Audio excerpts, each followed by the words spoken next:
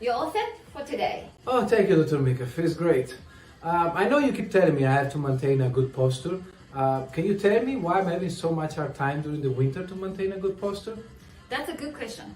A lot of my patients suffering from bad posture during the winter time because of the cold weather. Okay, so cold temperature makes the muscle really tight. Number two reason is because you have to wear layer by layer clothes, and some jackets are really heavy, so that also makes your posture bad. Number three is the emotional component. A lot of people feels more sad and depressed during the winter time because of the weather. Okay. Right. You get dark so soon. Exactly. I see. Is there any benefit for me to put so much effort in maintaining a good posture? Yes.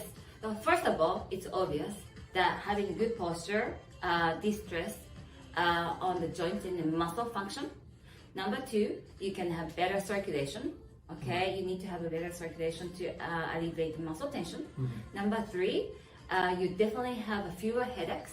Okay, a lot of people suffer from a tension headache by having tight muscle. Yeah, I do too. And by having good posture, you can actually increase your energy level. And the last thing is that you can be more active. Okay? Right. Okay, thank you very much. Well, besides chiropractic adjustment, which helps me a lot, is there any other tips that you have for me to maintain a better posture? Yes, chiropractic adjustment can help improve your function of your body and then reduce the stress on the joints and muscle. Okay? Besides that, what I suggest to you is that regular exercise and daily stretching. Okay? And you need to maintain proper ergonomics of the desk area. Okay, so you need to level your computer, the shoulder height, and the arms, and then the leg positioning. Right. Okay. Thank you very much, Dr. Mika. That's very helpful.